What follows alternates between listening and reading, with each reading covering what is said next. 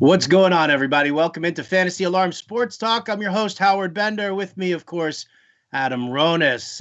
Gearing up for a little Week 5 Sunday action, the weekend action. But, Adam, I got to tell you, man, once again, we did this dance last week. We're going to do it again this week. COVID crazy.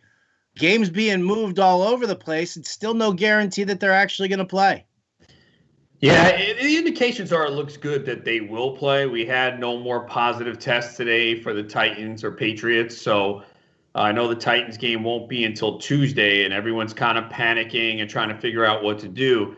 I think all you can do right now is just kind of wait till Sunday morning. I got to figure that by tomorrow and definitely by kickoff Sunday morning, we'll know for sure whether those games are going off, and all indications are they will.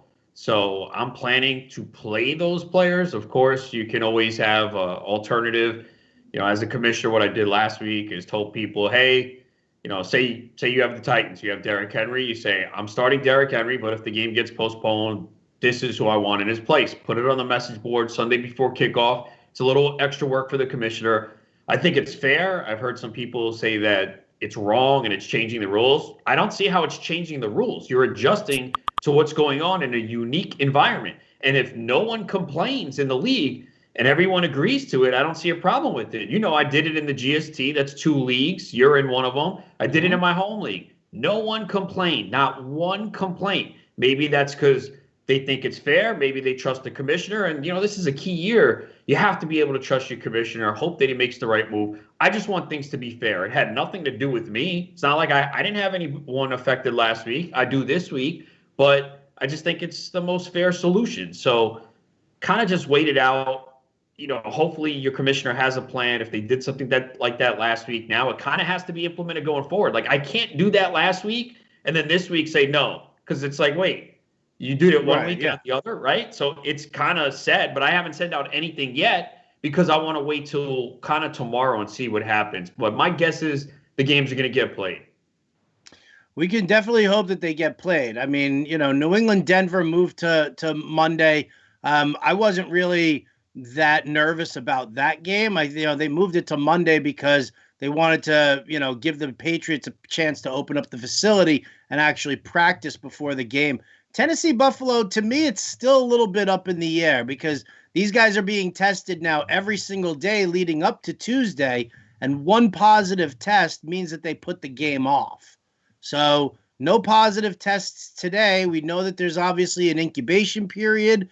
And I mean, when it just runs rampant through a locker room, you have to be concerned. So I think, it's a very fair way for you that you'd set it up, that just post it in the message board. Everybody sees it. If the game happens, I want Derrick Henry. If it doesn't happen, Antonio Gibson is my pivot play. And I think that definitely works. And I think it's reasonable and fair. Listen, for those who are complaining about it, you're changing the rules. Those are the people who are freaking out about their $100 entry into their home league. And they don't have players who are affected right now. Like those are the people who are complaining and saying that it's unfair. Now, those who are complaining about the FFPC versus what the NFBC did, listen, I mean, that's your choice. If you want to complain about it, fine. You just don't give them your business the following season and you move it on over there. But as Adam said, they're working hard in a very unique environment to try and make it fair and reasonable for everybody because, you're ponying up a lot of money. And, really, you should be punished because Ryan Tannehill's an idiot and the Titans are subverting the rules of the NFL and having these, sneaky practices. No, like you as the fantasy owner shouldn't be penalized for that. So keep a very close watch on what's going on.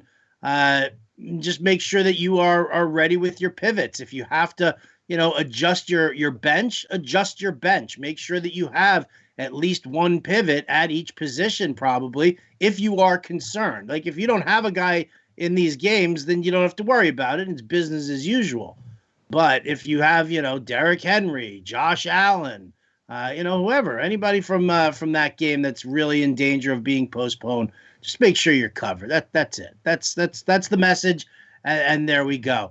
Thursday night football in the books. Adam, thoughts on the Bears-Bucks game? That one, to me, I mean, I was in a coma for a while afterwards. I like was supposed to do the Andy Up podcast with John and Pemba, and I was like, I'm unconscious for a little while. When I come to from my coma, then we can record. But gross.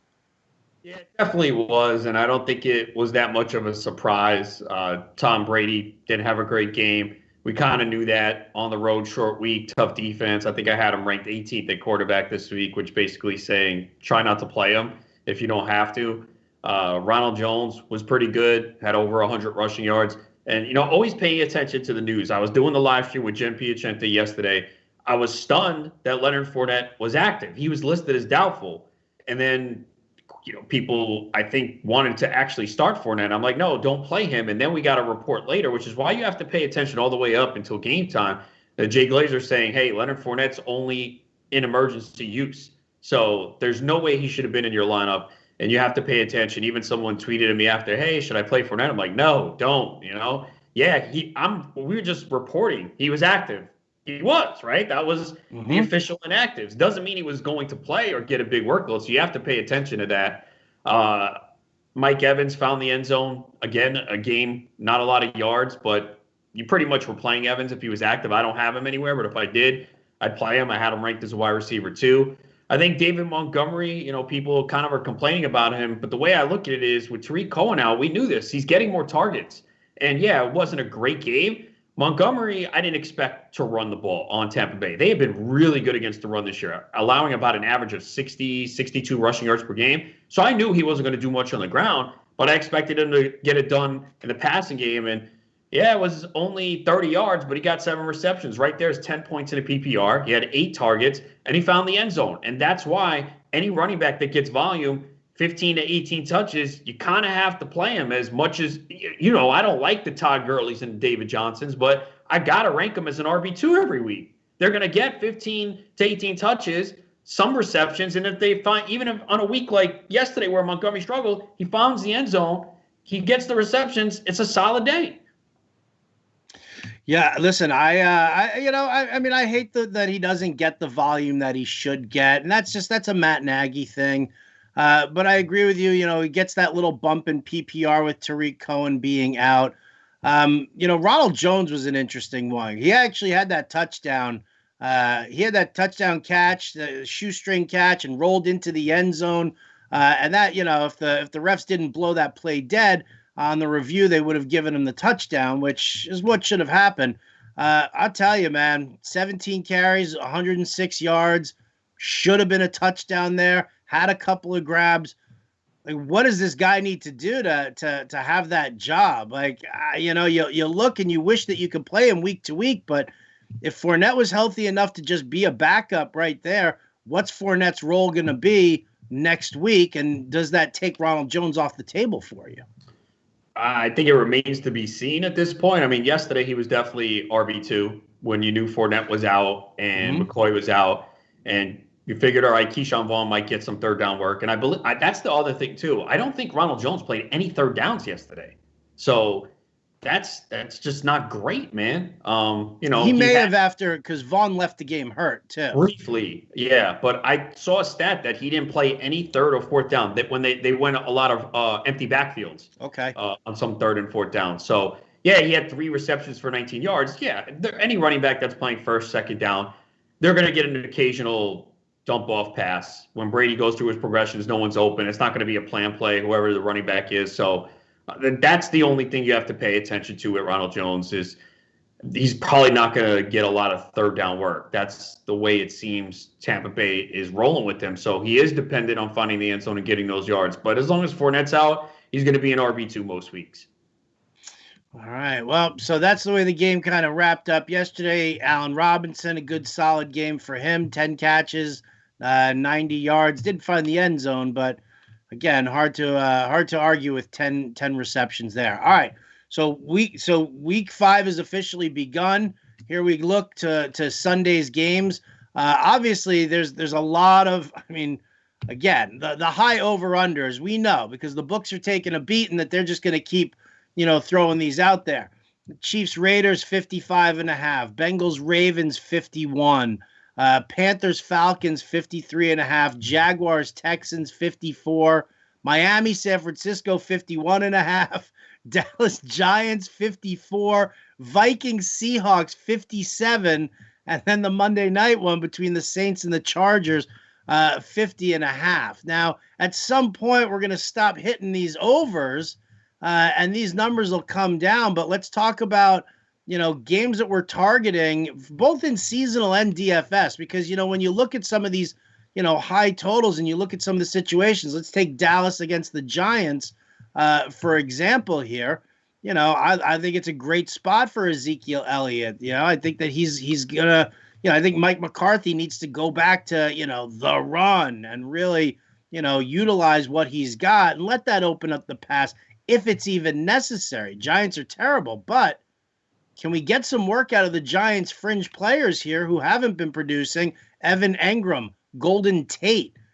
These guys, to me, they become plays not just in DFS for bargain shopping, but also in seasonal, they're worthwhile to use. Yeah, there's no question about it. They've obviously been a major disappointment, but the schedule to open the season has not been kind to the Giants. And I knew that going in as someone who drafted Daniel Jones. I looked at those first 4 games. I'm like, this could be rough. And it was actually worse than I thought. I mean, some of the performance. It really was. It really. I mean, you're like, all right, can you give me 2 touchdowns and 220? Nope. Oh. They can't do anything. So Dallas has been horrendous defensively. It's been well documented. So maybe the Giants do flop again, but I think they will at least put up some points. So I think you do have to play those guys. Slayton, Tate. Daniel Jones, not a QB1 this week, but could be a streaming option. Maybe you have him and Tannehill or something, and you're probably inclined to go with him considering how bad Dallas has been and all the injuries they have there. They're not going to continue to be this historically bad. They have to get better at some point. Doesn't mean they'll be good, but you got to feel pretty confident starting your Giants this week. And I do think this is going to be a Zeke week. He has not – the Cowboys have led for 7 snaps this entire year. So they've just been put in a situation where they're playing from behind constantly. And it's – everyone points to the defense, but the offense has really struggled in the first half of games. They've turned the ball over 6 times in the first half. And it's led to the other teams getting up, and they haven't been able to run Zeke as much as they want, especially the last 2 weeks. He has 26 carries over the last 2 weeks, 12 against Cleveland, 14 against Seattle, which is why you're seeing him getting targeted so much in the passing game. So this is a week where they are going to feed him early and often, which is why he's going to be extremely popular in DFS. He's going to be a cash game staple. But I do think you can play your Giants this week. Evan Ingram's been getting targets, hasn't been productive, but this is a good week for him. Golden Tate, Darius Slayton, they're all in play. And, Devonta Freeman even, he looks like he's going to get the majority of the touches. So, look, there's teams that are desperate at running back that have dealt with injuries, and Aaron Jones is on bye. I'm really not going to highlight the Detroit Lions running backs on bye because that's a mess. But, look, do I love Freeman? No, but there's going to be some teams that kind of forced to play him because of all the injuries at the running back position. I am starting Devonta Freeman in one league this week. You can't feel good about it. No. I feel terrible about it. And what's worse is that there are a lot of Giants fans in this league. And so they're just hitting me with it, and they're just laying into me. Some fantasy expert, he's got Devonta Freeman in his starting lineup right now, right? They won't say anything about me not having, Saquon Barkley, who got hurt right from the get-go. But you know what? Devonta Freeman, they're going to crack on. This Atlanta-Carolina game, this one's fixing to be kind of a crazy one. And again, for both seasonal and DFS.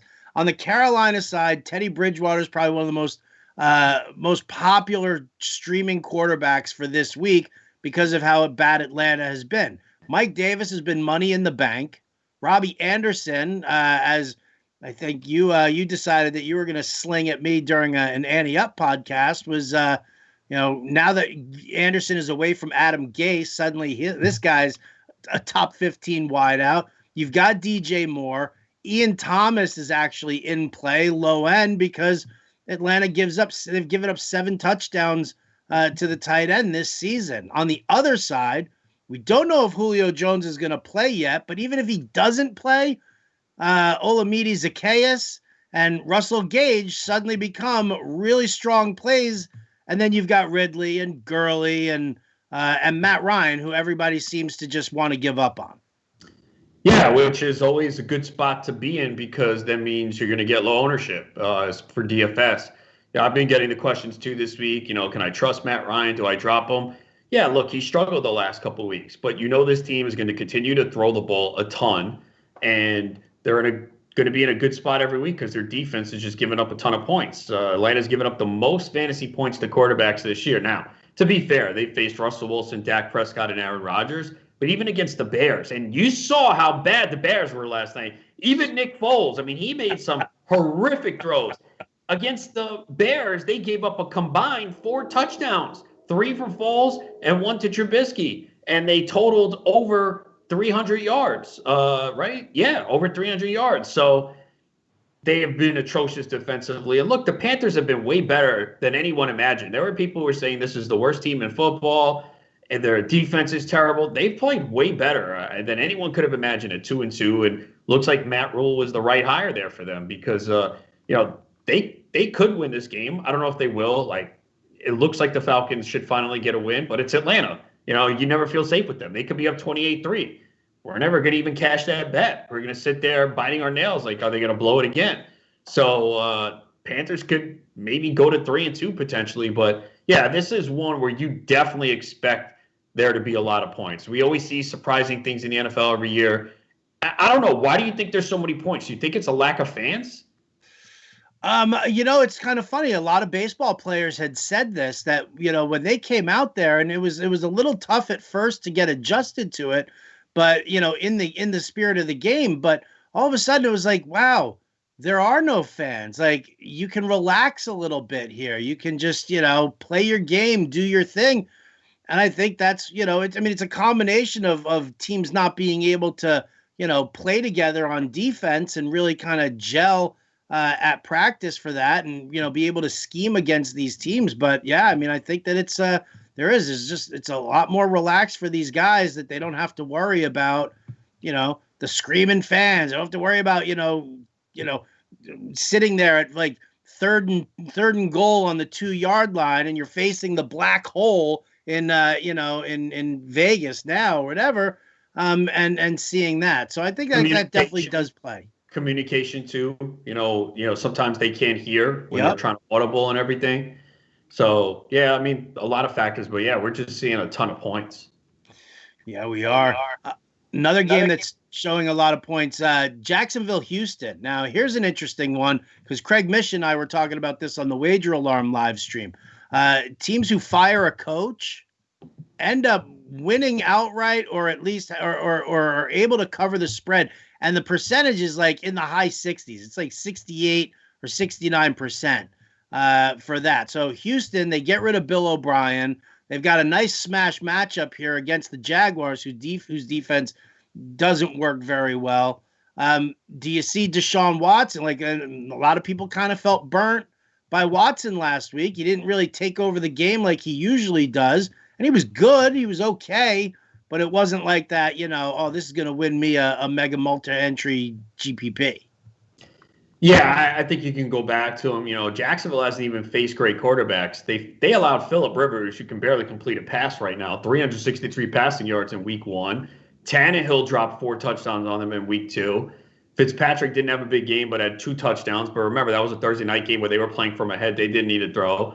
And Burrow had 300 passing yards against them last week. Only had 1 passing touchdown, so they haven't even really faced great quarterbacks yet. Should have been 2. Tyler Boyd got robbed, dude. Yeah, well, I would have taken it as someone who was Tyler Boyd in several leagues on that penalty call. Look, Watson should bounce back. It's a good matchup. We did expect more last week. He still had 300 passing yards and 2 touchdowns, but I think everyone expected a better game, especially against the bad Minnesota defense, which has just had a complete makeover on the defensive side.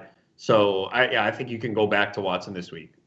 I hope so. What about the rest of it? You're not a David Johnson fan. I admitted to you the other day, I was like, man, I watched this guy try to, get it to the outside edge and turn the corner. And it was like, his feet were in wet cement. I'm going to hate myself for asking this question. I really am. But does Duke Johnson have sneaky value this week? It's funny because I saw you picked up Duke Johnson and we were in a league together, and I was like, oh, that's interesting. Howard always craps on Duke Johnson. Now he's adding him. Interesting. Maybe. I mean, again, they made a coaching change. Because remember, it was O'Brien who traded for David Johnson. So what if they go, you know what? That was stupid. I don't know. I think they're already saying that. Yeah, look, I'm a Duke Johnson fan. I feel like he's never been given that opportunity, and maybe he's not a guy that can touch the ball 15 times a game. But I don't want to say that until a guy gets an opportunity. I think he's a stash. I'm not playing him this week. I did pick him up in a league as well for very cheap. Just put him on the bench to see what happens. We know Duke Johnson's very good at catching the football, but that's what's supposed to be the strength of David Johnson, and they didn't really utilize him enough. So I'm not going to play Duke Johnson this week. I'd like to have him on my bench. David Johnson in seasonal, again, he's got to be ranked as an RB2. When you look at the running back landscape, and I do the rankings every week, it's just like you get to a point, you're like, man, I don't like these guys. Well, someone's got to be 18, 19, 20, 21, right? Well, David Johnson gets volume. Gurley gets volume. He can find the end zone. All right, I got to put them here. It's just hard to rank a guy that's getting 10 touches who you think is better talent-wise than a guy who's getting 18. You just can't do it. So David Johnson in seasonal, sure. I'm not playing him in DFS. I can't. 4,100. Oh, no, Duke you're talking about in DFS? Duke, yeah. Yeah, I don't think you need to go there this week. All right. You're going to do it? Probably not. Okay. I'm going to do that as fast as I'm going to do Cam Akers at $4,000 too. Oh, boy. Yeah, I think you have to stay away from that backfield this week. Yeah, I think you do as well. No doubt about it. No doubt about it. What was it? There was so all right, you know what? So let's stay with some of these cheapy running backs and a lot of the waiver wire pickups here. I don't believe Kareem Hunt is a 20 carry back. I believe that they will increase some of his workload, but I think Stefanski prefers to have the two backs, the fresh legs, really pounding that run in. Dearness Johnson. Here's another guy who's got that sneaky value. He's very tough to trust, but if Cleveland's going to keep running the ball as hard as they're running the ball, you kind of have to look at them. For seasonal or DFS? Take your pick, dude. Seasonal, the position's disgusting. I mean, I was sitting there like going through it. I wrote my article for the New York Post this weekend, and I was like, ooh. So all of a sudden, Dearness Johnson in seasonal might be your last-ditch effort to get some points. Yeah, and seasonal, I could see using them as a flex. Again, you could have lost Chubb and Eckler last week. You just don't have many options. Aaron Jones on bye. So in seasonal, I could see using them as a flex. I'm not going to use them in DFS. The Colts still have some injuries there. Their two top linebackers are out, with Leonard out, so at middle linebacker. So we know Cleveland wants to run the football, and they got a good offensive line. So Colts have been pretty good defensively, even though they really haven't played anyone. So that should just boost the running game.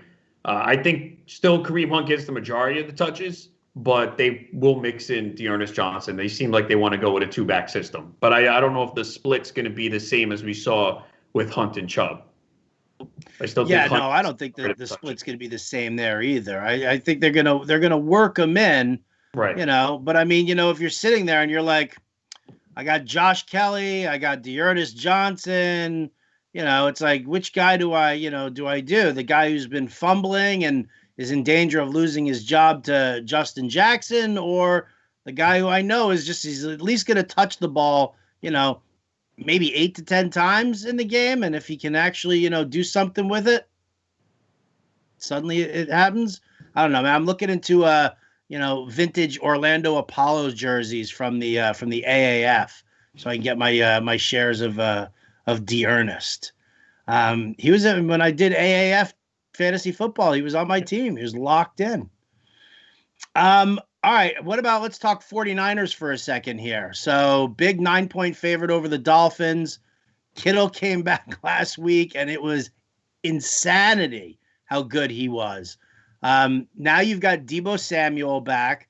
You might have Raheem Mostert. I think they might hold him out another week, but Jerick McKinnon has been filling in beautifully over there. Brandon Ayuk looks good. I mean, with this offense humming, are you looking at some of the fringe guys? Would you start Ayuk? Would you start Deebo Samuel? Would you plug Jerick McKinnon into your lineup if Mostert is out? Deebo Samuel is not at practice today, again, due to an illness, and he missed yesterday. So that's something to keep an eye on. If he's out, that boosts Ayuk. Jimmy Garoppolo could be back. It sounds like he might play. If Mostert's in there, you're playing him. McKinnon would still be more of a flex. I still think they use him in passing situations, but certainly it's a little bit of a downgrade on him. This is actually the first time the 49ers have played a game against a team that has won a game. Their last 3 weeks, they went against winless teams, and they're still 2-2. They lost week 1 to Arizona, and then they obviously lost to Philly last week. So I didn't think they would be as good as last year, but they've had a lot of injuries. But I think this offense is going to be fun to watch with Garoppolo back, and then with Deebo and Ayuk and Kittle and Mostert and McKinnon. I think it's a pretty good offense. And, if their defense isn't as good as last year, it's going to force them to maybe be a bit more aggressive and pass. And I hope we see that. And especially when you look at the weeks ahead with their schedule, man, it could open up. I mean, After this week, they got the Rams, Patriots, Seahawks, Packers, and Saints. They're not going to be able to just, be conservative against it. And then after that, again, the Rams, the Bills, they have a tough schedule upcoming where I think they're going to have to pass quite a bit. And that's going to make some of their skill players interesting. Any teams that we haven't really discussed that you're kind of eyeballing? You're thinking, hey, obviously the Chiefs are a team in play. We haven't talked Bengals, Ravens, Steelers are at home against the Eagles. Anybody in there that you're kind of digging? Yeah, for the Steelers, I think the key for them is taking advantage of the injuries to the Eagles secondary. We know the Eagles can pressure the quarterback. Their front seven's pretty good, but I think when a team has a week off, you kind of forget about them. So Eric Ebron, someone I really like at tight end this week. Philadelphia has really been getting abused by tight ends, and we've seen Ebron's snap percentage go up. He's run more routes. We know Ben likes to look for him in the red zone. So I think Ebron's a very interesting play this week. Oh, I like it. All right. What about on the other side? How about the Raiders going up against the Chiefs? You figure, John Gruden is going to look at what went down between Chiefs Patriots, and why wouldn't he say, yeah, let me just run Josh Jacobs hard all for the first half and really kind of slow it down and hope that our offense can actually put up more points than say what the Patriots did last week, and maybe go into the half with a little bit of a lead and owning the time of possession. But I don't know, do they have the horses to do it? No, and John Gruden's not Bill Belichick, so I don't see it happening. We've kind of seen the Chiefs really take it to the Raiders. See Travis Kelce's lines against the Raiders have been insane. So I think George Kittle obviously is going to be very popular this week, and he should be.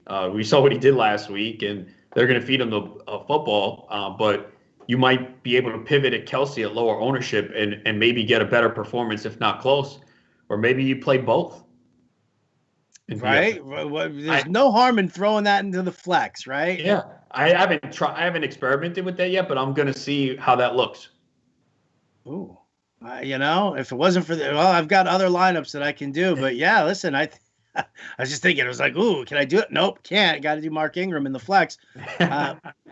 That's a different story for another time. I got a bet, so everybody knows. If you heard the Fantasy Alarm show yesterday on Sirius XM Fantasy Sports Radio, I challenged Jen Piacenti and her podcast partner Jerry Ferrara to a little FanDuel battle there. I said to them that I could beat them with Mark Ingram in the flex, and they accepted the challenge. We got homemade bobblehead dolls are on the line here right now, but the winner gets to choose what the body types are. So that's going to be pretty nice, pretty entertaining. I'm sure that if I lose, they're going to end up putting me on top of like Mr. Potato Head or something like that.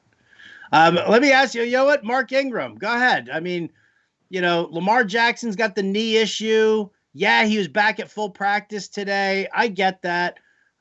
Cincinnati, they've got Geno Atkins who's coming back on the defensive line, but we've seen Ingram have these games where, he gets the short yardage touches and he posts a multi-touchdown game.